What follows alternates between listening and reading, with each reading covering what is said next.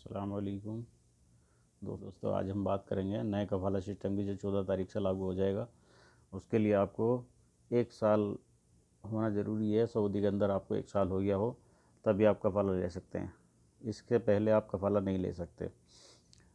दूसरी बात यह है कि आप अगर डोमेस्टिक वर्कर हैं, यानी जैसे हम ये जो लोकल उसमें आते हैं, घरों में काम करते हैं जो डोमेस्टिक में आते हैं, यानी ये ड्राइवर के वीज़ा है, तो इनमें आप कफ़ाला नहीं ले सकते क्योंकि इनका इकामा बहुत सस्ता बनता है। इसलिए कंपनी का इकामा जो है बहुत महंगा होता है, तो उनके लिए कानूनी है। ये 14 मार्च से जो लागू होने जा रहा है। इसके लिए आपको 1 साल का होना ज़रूरी है। आप 1 साल का अगर आपको सऊदी के अंदर हो चुका है तो आप कफ़ाला ले सकते हैं। उसके लिए आपको सबसे पहले आप अपनी कंपनी को एक लेटर भेजेंगे। उसमें आप लिखेंगे कि अब मैं इस कंपनी से इस कंपनी में कफ़ाला लेना चाहता हूँ। वो आपको 3 महीने के पहले आपको एक पेपर देना होगा।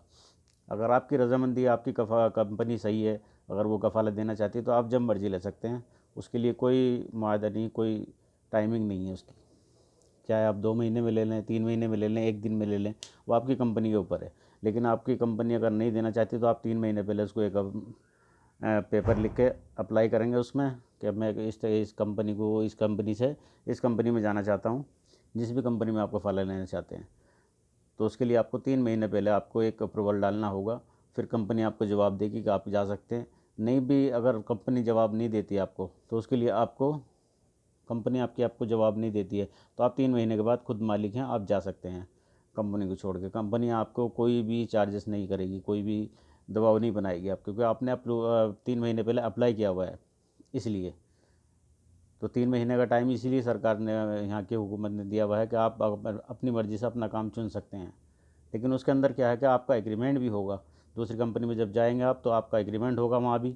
वो एग्रीमेंट की जो एग्रीमेंट होगा वो सरकार के खाते में भी होगा जमा, और सरकार ही एग्रीमेंट कराएगी आपसे कि आप 1 साल के लिए, 2 साल के लिए अपना जो करेंगे, जो भी एग्रीमेंट होगा आपके 1 साल का, 2 साल का, वो कंपनी में भी होगा और सरकार के पास भी वो जमा होगा, ताकि सरकार को भी मालूम है हाँ आपका जो ये है एग्रीमेंट है वो सही है।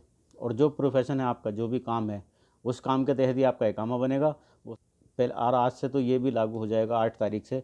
वजारत खारजा का भी ये बयान है कि उसमें 8 तारीख से जब जहाँ से भी वीज़ा अप्लाई होगी आपकी, इंडिया, पाकिस्तान, बांग्ला, किसी भी देश से मतलब वीज़ा अप्लाई होगी, तो उसमें आपकी वहाँ पे प्रोफेशन आपका चेक किया जाएगा, आपका इंटरव्यू लिया जाएगा।